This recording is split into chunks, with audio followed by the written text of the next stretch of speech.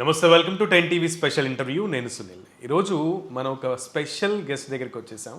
So చాలామంది ఈ రోజుల్లో మీ గోల్ ఏంటి, ఎయిమ్ ఏంటి అంటే మ్యాక్సిమం స్టూడెంట్స్ చెప్పేటువంటి ఇదేంటంటే గ్రాడ్యుయేషన్ అయిన తర్వాత IAS, IPS.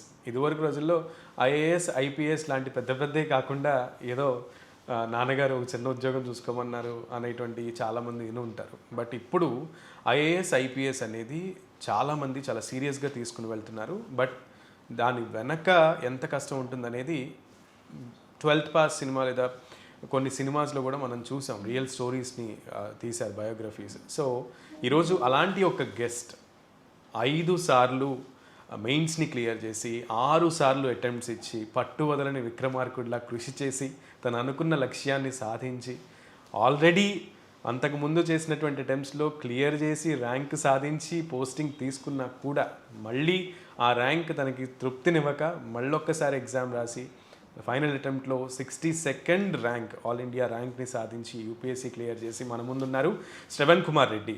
So Shravan Kumar Reddy గారు, welcome. Welcome sir, thank you sir.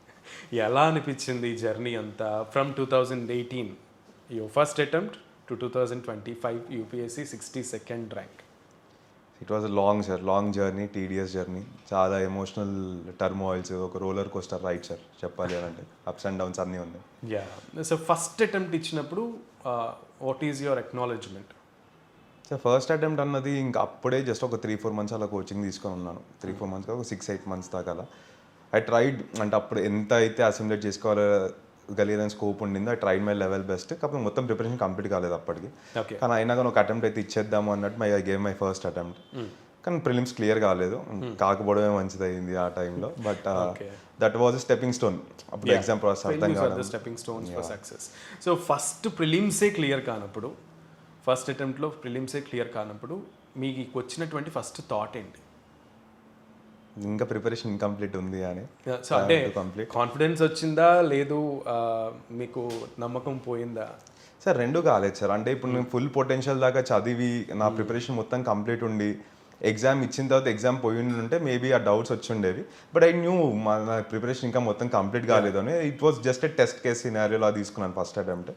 So ఒక డైరెక్షన్ అనిపించింది ఆ ఎగ్జామ్ ద్వారా. సో ఒక్క అటెంప్ట్ ఇవ్వడానికే చాలామంది ముప్పు తిప్పలు పడుతూ ఉంటారు. అండ్ చాలామంది 4 to 5 అటెంప్ట్స్ ఇచ్చి ఫెయిల్యూర్ చూస్తూ ఉంటారు. బట్ అయినా కూడా చాలా కష్టపడి చదువుతూ ఉంటారు. బట్ మీరు రాసినటువంటి 6 అటెంప్ట్స్లో అన్ని అటెంప్ట్స్ ఇచ్చారు. 6 అటెంప్ట్స్లో 5 మెయిన్స్ క్లియర్ చేశారంటే it's not a simple thing. So first అయితే వదిలేస్తే మిగతా అన్నిసార్లు కూడా మీరు you had reached your goal అనుకోవాలి మ్యాక్సిమం. ఇక ఇంటర్వ్యూ అంటే అది వేరే విషయం. సో అది ఎలా సాధ్యమైంది? ప్రిపరేషన్ ఎలా చేశారు? So first thing 5 times prelims clear అయింది, 3 times I clear my mains. అంటే 3 times ఇంటర్వ్యూ ఇచ్చాను. అండ్ ఒకటి ఏముండిందంటే సార్, కాన్స్టెంట్గా all across my attempts I was very close. అంటే ఉన్న కట్ ఆఫ్స్కి అంత డిస్టెంట్గా లేకుండా చాలా క్లోజ్గా. ఫస్ట్ టైం మెయిన్స్ పోయినప్పుడు 2019లో 751 or 752 was the cut off. I lost it my only 1-2 marks. Okay. So it was very close. So అన్ని attempts అలానే జరుగుతూ వచ్చాయి. And my 4th attempt was my best attempt. పడినప్పుడు అప్పటిదాకా ఎస్ఏలో బాగా పడుతుంది స్కోర్, సడన్గా ఇట్ బికెమ్ 50% ఆ ఇయర్ నా స్కోర్. సో అదొక బ్యాక్ ఫైర్ లాగా అయింది ఆ ఇయర్. సో ఓన్లీ ఒక్కటి మాత్రం బ్యాక్ ఫైర్ అవడం వల్ల it always kept me motivating. అరే ఏ అటెంప్ట్ అయితే అన్నీ పడిపోతే ఒకటేసారి will be in. So all I have to do is కొంచెం పేషెంట్గా పర్సూ చేస్తూ వెళ్ళాలి, just identify mistakes and work upon them అన్నట్టే ఉన్నాను. సో ఎలా కరెక్ట్ చేసుకున్నారు మిమ్మల్ని మీరు? ప్రిపరేషన్ అప్పుడు ఎలా ప్లాన్ చేసుకున్నారు? సెపరేట్ నోట్స్ ఏమన్నా? ప్రతి ఒక్కళ్ళు కూడా నోట్స్ మెయింటైన్ చేయాలంటారు. అండ్ రైటింగ్ అనేది కూడా చాలా important. With in the limited time మనం ఎస్సేస్ని కంప్లీట్గా రాయాల్సి ఉంటుంది, ఎక్స్ప్లెయిన్ చేయాల్సి ఉంటుంది. సో పిక్టోరియల్ రిప్రజెంటేషన్ ఇచ్చారా, పై డయాగ్రామ్సే వేశారా, ఎలా రాశారు, ఎలా చేశారు, ఎలా మేనేజ్ చేశారు? సార్ ఇందాక మీరు అన్నట్టు note making is a very important thing. ఎందుకంటే given the vastness of the syllabus and number of papers, మన దగ్గర ఎంత క్వాలిటీ నోట్స్ ఉంటే, ఎంత కన్సైజ్ నోట్స్ ఉంటే మన ప్రిపరేషన్ అనేది అంత స్మూత్ అయిపోద్ది. Especially the revision part. ఏదైతే ప్రిలిమ్స్కి మెయిన్స్కి మధ్యలో we only get barely 3 months 3.5 months అలా ఉంటుంది. దాంట్లో ఆల్మోస్ట్ 4 GS పేపర్స్ కవర్ చేయాలి, 2 optional papers and also 1 essay paper. దీంతో మళ్ళీ ఆన్సర్ రైటింగ్ ప్రాక్టీస్ చేస్తూ ఉండాలి. సో ఇలాంటి టైంలో కన్సైజ్ నోట్స్ లేకపోతే ప్రిపరేషన్ అన్నది అంత ఎఫిషియెంట్గా ముందుకెళ్ళదు. సో ఎప్పుడైతే first mains I miss by 1-2 marks, అప్పుడు నా దగ్గర నోట్స్ లేదనమాట కన్సైజ్గా. అప్పుడు with my preparation partner Pranav, okay 2022లో హీ బికమ్ ఐఏఎస్. సో మేమిద్దరం కలిసి ఒక 6-8 మంత్స్ కూర్చొని just we focused on our notes preparation. కూర్చొని కన్సాలిడేటెడ్ నోట్స్ అప్పటికి అయిపోయింది. దాని తర్వాత ఇంకా attempt only minor value additions, ఆ సంవత్సరం జరిగే కరెంట్ అఫైర్స్ ఇన్కార్పొరేట్ చేసుకోవడం, డేటా అప్గ్రేడ్ చేసుకోవడం, ఇలా చేస్తూ ఉండేవాడిని. So that is having that efficient notes help me over time. And mistakes identification వచ్చేసరికి sir my primary focus was on maths. నాది మ్యాథ్స్ ఆప్షనల్ అనమాట. ఓకే సో మెయిన్స్ టైంలో 80% of the time I do only my maths. Okay మిగతా options వాళ్ళందరూ 50-50, 60-40 అలా ఉండేది. అవును. So general కానీ ఒక మ్యాథమెటిక్ ఆప్షన్ తీసుకున్న అతనికి అవుట్ ఆఫ్ స్కోర్ చేసేటువంటి ఆస్కారం కూడా ఉంటుందంటూ ఉంటారు. సార్ అది ఇంతకు ముందు ఉండేది, బట్ ఓవర్ టైమ్ యూపీఎస్సీ అన్ని ఆప్షన్స్ లెవెలైజ్ చేయాలి అన్న కాన్సెప్ట్ తోటి the brought in that concept of normalisation. Okay so levelise చేస్తూ వస్తారు. సో ఇంతకుముందు ఫుల్ స్కోర్స్ కానీ లేకపోతే ఎక్స్ట్రాడినరీ స్కోర్స్ కానీ చూడరు మ్యాథ్స్లో. ఓకే ఇప్పుడు కూడా అది కూడా టఫ్ అయింది. టఫ్ అయిపోయింది. అంటే మనం పెట్టిన పర్ఫార్మెన్స్కి will not be rewarded proportionately, కొంచెం తక్కువ వస్తుంది score. Okay for example every అటెంప్ట్లో my maths attempt was close to correct marks were close to around 400-410. కానీ ఫైనల్గా అవార్డ్ అయ్యే scores it will be only close to 300 after normalisation. Yeah yeah so అదొక impact అనేది ఎక్కువ ఉండేది. దాని తర్వాత విత్ రెస్పెక్ట్ టు జిఎస్ వచ్చేసి కొంచెం ఆన్సర్ రైటింగ్ స్టార్ట్ చేశాను. ఆన్సర్ రైటింగ్ ఎక్కువ కంటే డిస్కషన్ ఎక్కువ చేసేవాడిని. ఐ హ్యాడ్ మై మెంటర్ లైబ్రరీలో పార్ట్నర్స్ తోటి. సో ఆ క్వశ్చన్స్ తీసుకోవడం, then I use to explain, okay ఈ క్వశ్చన్ నేను ఇలా అనుకుంటున్నాను. మై మెంటర్ రామన్న అని ఉండేవారు. So he used to explain, అరే okay you are thinking in the right direction అను, లేకపోతే రాంగ్ డైరెక్షన్ కరెక్షన్ చేసేవారు అన్న. సో అలా కొంచెం ఓవరాల్గా I try to reorganise my brain and thinking style.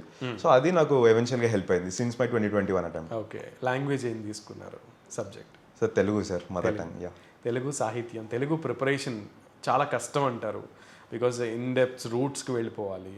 So ఆ నోట్సెస్ ఆ బుక్స్ని మా ప్రేక్షకుల కోసం అండ్ మీలాగా ఆస్పిరేషన్ ఉన్నటువంటి వాళ్ళ కోసం ఏమైనా సజెషన్ చేస్తారా? ఏ బుక్స్ తీసుకున్నారు చదవడానికి? లాంగ్వేజ్ పేపర్ అన్నది only qualifying paper. That score will not count in the exam. Okay so నాకు తెలిసి 25% 33% స్కోర్ చేయాలనుకుంటాను. అవును, మినిమం పాస్ అయితే చాలు, క్వాలిఫై అయితే చాలు. దానికి కొంచెం అంటే మన స్కూల్ అకాడమిక్స్లో కానీ దాంట్లో కొంచెం పట్టుంటే మళ్ళీ ఎక్స్క్లూజివ్ ప్రిపరేషన్ ఏం అవసరం లేదు సార్. ఓకే అంటే కొంచెం రైటింగ్ తోటి డిస్టెన్స్ వచ్చేస్తుంది. సో ఒక న్యూస్ పేపర్ ఎడిటోరియల్స్ తీసుకొని ఒక 1-2 hours అలా ప్రాక్టీస్ చేసుకుంటే రైటింగ్ కూడా సెట్ అయిపోతుంది అండ్ కంఫర్టబుల్గా క్లియర్ చేస్తారు. ఓకే ఎన్సీఈఆర్టీ బుక్స్ మీకు ఎంతవరకు ఉపకరించాయి జనరల్ స్టడీస్ని కానీ మిగతాని కానీ క్లియర్ చేయడానికి? సార్ ఎన్సీఆర్టీస్ అన్నది they are the foundation stone for UPSC, especially the subject of history.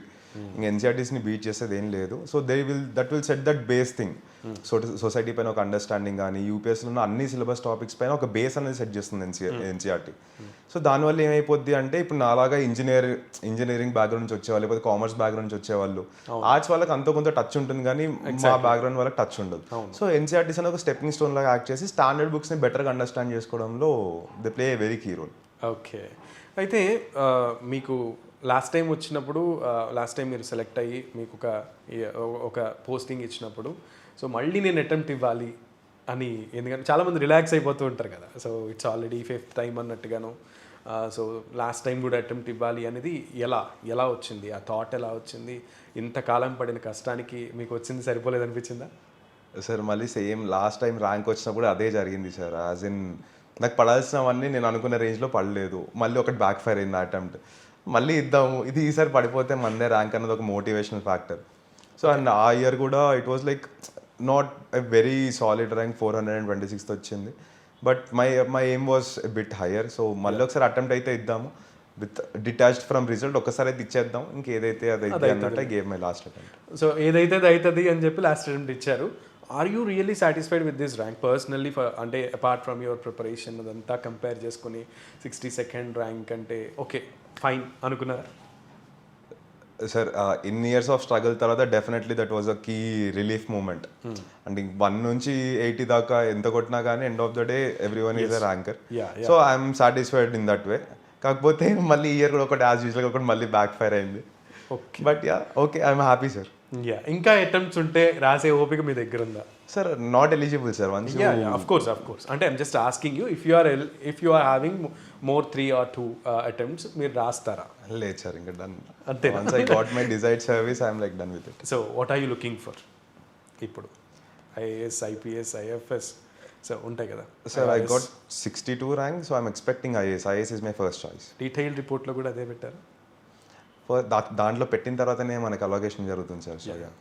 So ఇప్పుడు మీరు ఫేస్ చేసినటువంటి ఇంటర్వ్యూకి ఇంతకుముందు ఫేస్ చేసినటువంటి ఇంటర్వ్యూస్కి ఏమైనా డిఫరెన్స్ మీకు కనిపించిందా? Because experience plays a clear role కదా.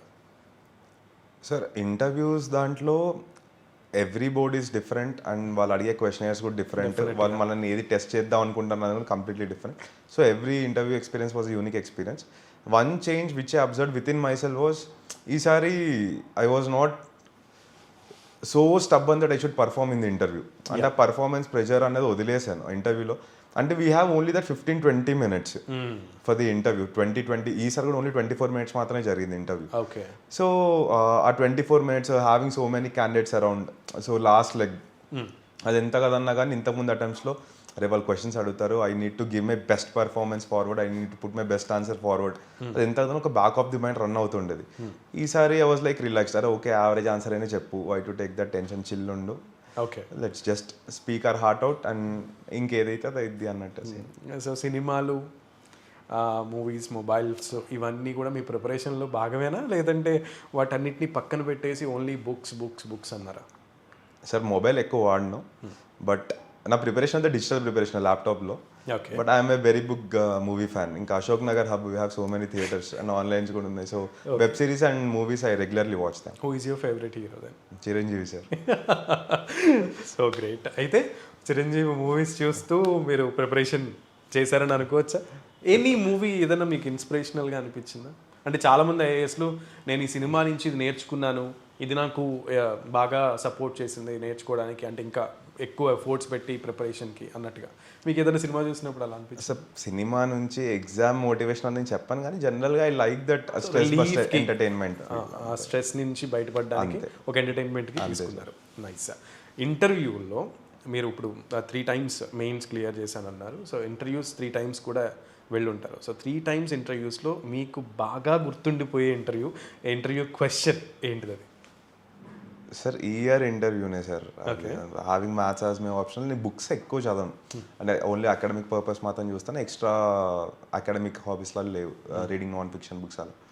But this year interview was like first 4-5 questions straight sir అడుగుతున్నారు, సార్ నాకు తెలియదు answers. You said no? Seriously? No, first 4-5 questions అంతే. యూఎస్కి వెళ్ళి వచ్చాను అనమాట కాలేజ్లో ఉన్నప్పుడు. ఈ ప్లేస్కి వెళ్ళావు కదా, ఇక్కడ ఈ స్పాట్స్ ఉన్నాయి చూసావని అన్నారు. సార్ ఇంటర్వ్యూ బోర్డ్లో he's a very very habit traveller అనమాట. Sir has a wide knowledge. Sir చెప్పిన ప్లేసెస్ సో సార్ చెప్పిన ప్లేసెస్ నాకు తెలీదు. దాని తర్వాత దాన్ని పిక్డ్ అప్ మ్యాథ్స్ తీసుకొని, అరే మ్యాథ్స్లో ఈ ఫిక్షన్ బుక్స్ ఉన్నాయి ఇవి చదివావా అని అన్నారు. అది నాకు హాబీ కాదు నాకు. సార్ లేదు సార్. సార్ నీ took out some name, sir ఇది కూడా చదవలేదంటే సార్ లేదు sir. So first 4-5 questions like no. So what is your feeling at that time? 4-5 questionsకి నో అని చెప్పింది సార్. ఈసారి I was like mentally prepared that ఎన్ని ఒకళ్ళు వరుసగా 10 questions వాళ్ళు అడిగినా నాకు తెలియకపోయినా కానీ I should be saying no. How many questions you faced? So maybe అన్నారు ఒక 25 మేబీ క్వశ్చన్స్ చెప్పుంటే ఒక 8-9 questions I might have said no easily, very easily.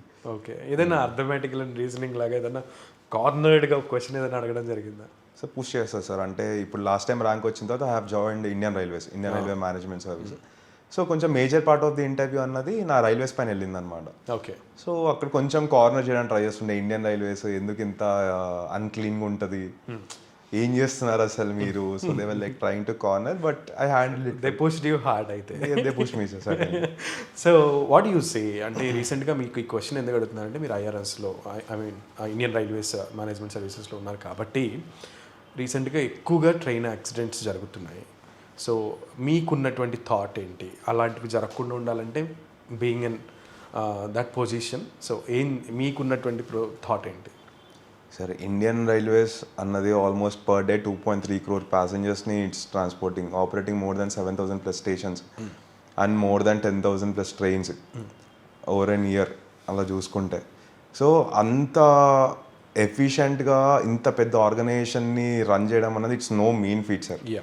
So మన స్టాటిస్టిక్స్ కంపేర్ చేసుకున్న అరౌండ్ 2000 టైంలో we had more than 400-450+ accidents యాన్యువల్గా. Now that is less than 50. So Indian railways has been always striving very very hard Yeah. Improve చేయడానికి safety systems అవన్నీ. For example రీసెంట్గా కవచ్ అనే technology తీసుకొచ్చి collisions కాకుండా చూసుకోవాలి అని చెప్పి టెక్నాలజీ అప్గ్రేడేషన్ పైన ఫోకస్ చేయడం, ట్రాక్ బెస్ట్ మెటీరియల్స్ తీసుకొని రావడం, కాంక్రీట్ బార్స్ని వాళ్ళ ఆ మెటీరియల్ క్వాలిటీని ఇంప్రూవ్ చేసుకుంటూ రావడం.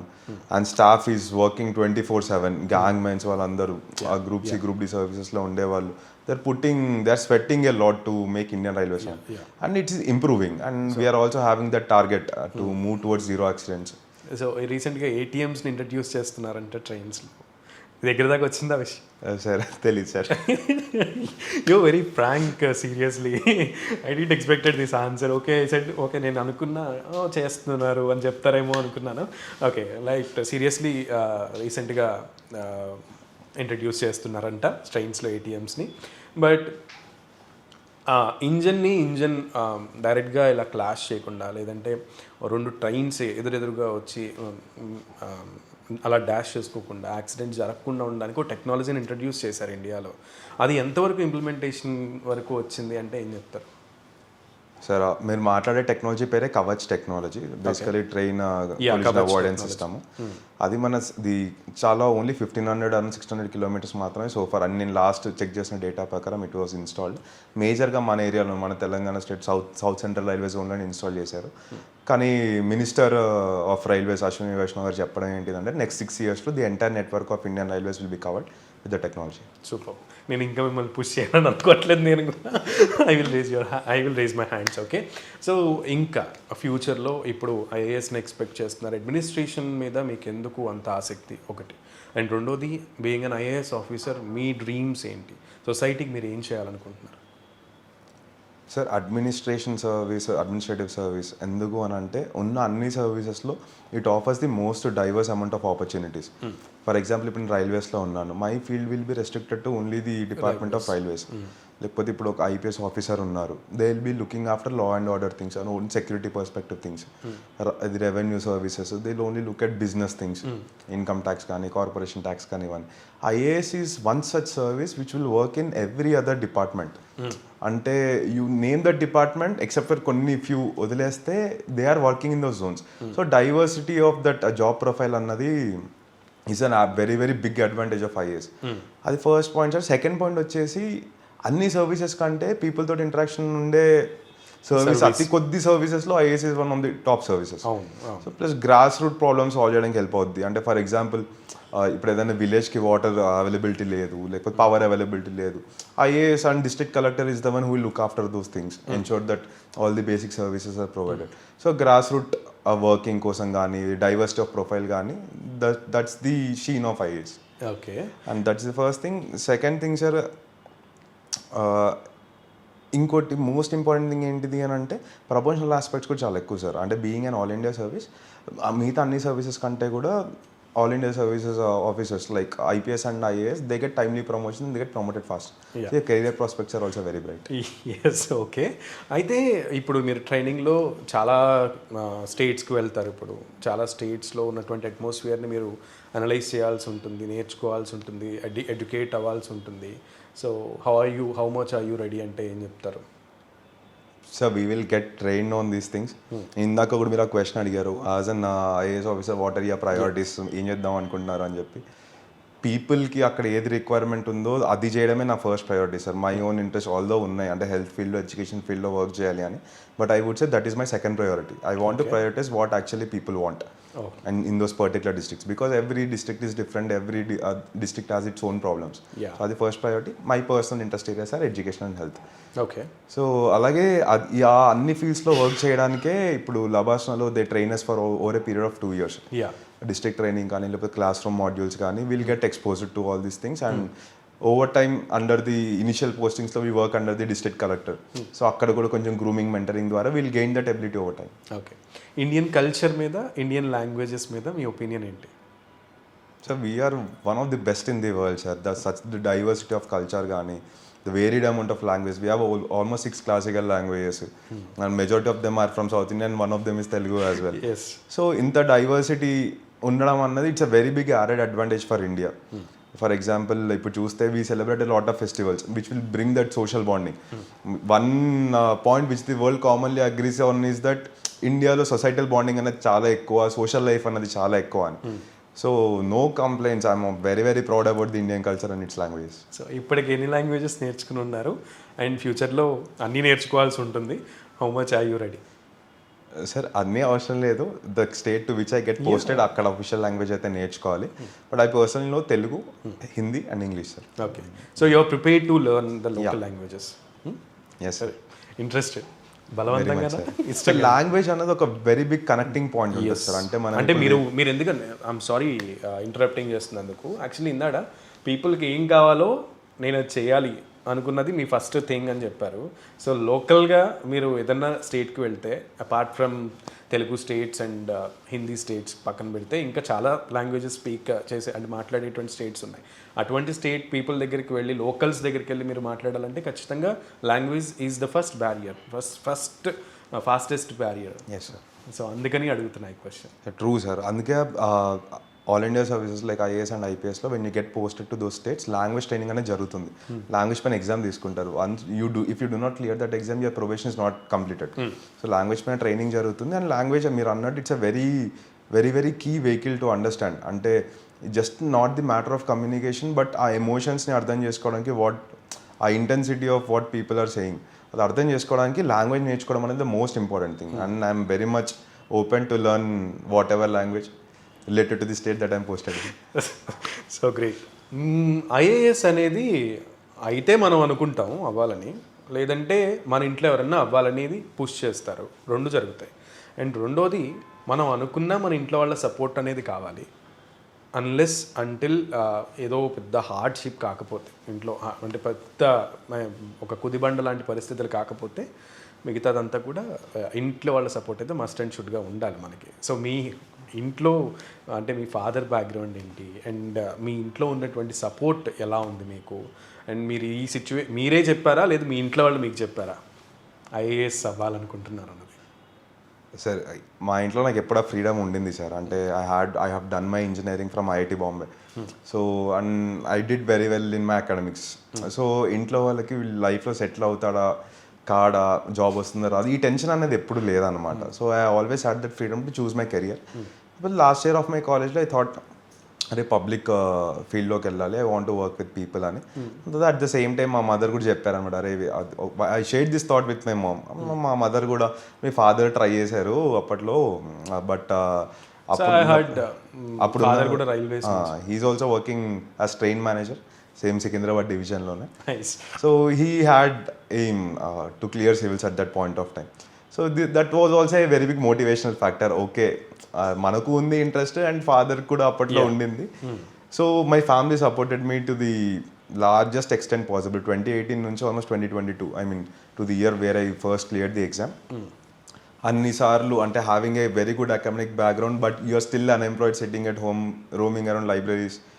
సో అదే ఎంత కాదన్నా కానీ ఆ ప్రెషర్ తట్టుకోవడం అనేది it's a very very difficult thing sir for a family.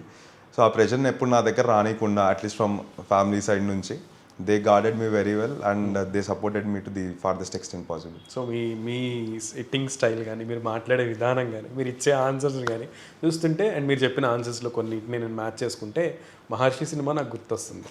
So అంతే చిల్డ్గా మీరు లైఫ్ని లీడ్ చేశారనే నేను అనుకుంటున్నాను. అంటే ఎక్కువ బుక్ రీడింగ్ కూడా ఇంట్రెస్ట్ లేదన్నారు మహేష్ బాబు లాగానే ఆ సినిమాలో. సో ఎందుకు మహర్షి లాగా అవ్వకుండా అంటే ఐఐటి అటు సైడ్ అంటే ఐటీ సెక్టార్లోకి వెళ్ళి ఒక గూగుల్ సిఇఓ అటువైపు కాకుండా అలా ఇండస్ట్రియల్ సెక్టార్ వైపు లేదా ఐటీ సెక్టార్ వైపు కాకుండా ఇటువైపు వచ్చి పబ్లిక్ సెక్టార్కి సర్వీస్ సెక్టార్లో నేను ప్రజలకి సేవ చేయాలని ఎందుకు అనిపించింది? సార్ పర్సనల్గా హ్యాపీనెస్ వస్తుంది సార్. ఎందుకు ఐ మీన్ ఇప్పుడు అకాడమిక్స్లో ఇప్పుడు మా కాలేజ్ టైంలో కూడా అకాడమికల్లీ నేను ఎంత అచీవ్ చేసినా I mean how many ever accolades that I'm gaining ఒక వ్యక్తికి హెల్ప్ చేసినప్పుడు ఆ వచ్చే ఆ పర్సనల్ హ్యాపీనెస్ అన్నది దట్స్ అన్పారలెల్డ్. అది మనం ఎంత లైఫ్ ఐ మీన్ నాకు పర్సనల్ ఎక్స్పీరియన్స్ చెప్తున్నాను, నాకు అది ఎప్పుడు ఆ సెక్టర్లో కనిపించలేదు. I could not feel it. It side I could always feel it. అరే this is where my passion lies, this is what makes me happy. End goal for any person is to be happy. So అది IT సెక్టర్లో కొంతమంది people దొరుకుతుండొచ్చు, they should choose that field. అలా నాకు ఈ ఫీల్డ్లో దొరికింది, సో ఐ థాట్ కి I should go to this field. అంతే అంతే సార్. సో మీలాగా ఐఏఎస్ అవ్వాలి, చిల్డ్గా ఇంతే కూల్గా ఉండాలి అనుకున్న వాళ్ళకి ఫైనల్గా ఆస్పిరెంట్స్ ఉంటారు కాబట్టి వాళ్ళకి ఏం చెప్తారు? సార్ లైఫ్లో కొంచెం కూల్గా చిల్గానే ఉండాలి కానీ with respect to our goals we always have to be aggressive and ambitious is what I believe in. నేను చదివే టైంలో కానీ లేకపోతే విత్ రెస్పెక్ట్ టు ఎగ్జామ్ కానీ I was never ever I took anything as అరే గ్రాంటల్లా తీసుకోవడం కానీ అది ఓకేలే అని చెప్పి ఇగ్నోర్ చేయడం కానీ I never did that thing. So always work towards your goal, keep yourself motivated, be consistent in what you're doing and hard work is the key to success. That is my hard వర్క్లో notes చాలా ఇంపార్టెంట్, notes writing is very important.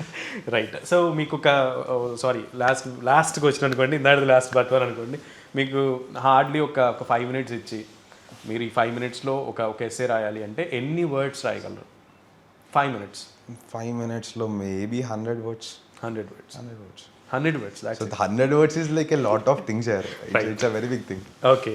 So మొత్తానికి 5 minutesలో 100 words ఒక topic గురించి రాసేస్తారు. ఆలోచించాలి. First thing అది మనకి IAS IPS అవ్వాలంటే సో ఏదైనా టాపిక్ ఇచ్చినప్పుడు ఖచ్చితంగా వితిన్ 5 minutesలో ఒక 100 wordsని మనం అలా లైన్అప్ చేసుకోగలగాలి. చేయగలిగితే ఖచ్చితంగా ఒక స్టెప్ అవ్వచ్చు సక్సెస్కి. Thank you so much for the time Shravan Kumar Reddy IAS. To be soon. So yeah welcome.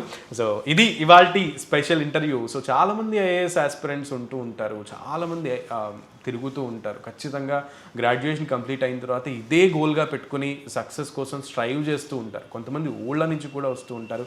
అటువంటి వాళ్ళందరికీ కూడా నిజంగా శ్రవణ్ కుమార్ రెడ్డి ఒక ఇన్స్పిరేషన్. బికాజ్ ఉన్నటువంటి అటెంప్ట్స్ అన్నిటిని కూడా అటెంప్ట్ చేశాడు. లాస్ట్ అటెంప్ట్ని ఆయన why shouldn't I let's chill, ఈసారి ఇచ్చేస్తే పోలా అన్నట్టుగా ఆయన ఇచ్చారు. And he was very much satisfied for the rank. So eagerly waiting, ఖచ్చితంగా ఐఏఎస్ వస్తుందన్న నమ్మకంతో ఉన్నారు. ఈగర్లీ పీపుల్కి సర్వీస్ చేయాలన్న ఆసక్తిని కూడా కనబరుస్తున్నారు. All the best you all guys. ముఖ్యంగా ఆస్పిరెంట్స్కి ఆల్ ద బెస్ట్. ఎగ్జాంపుల్గా తీసుకోండి, ముందుకు వెళ్ళండి. ఇది వాటి స్పెషల్ ఇంటర్వ్యూ. నమస్తే.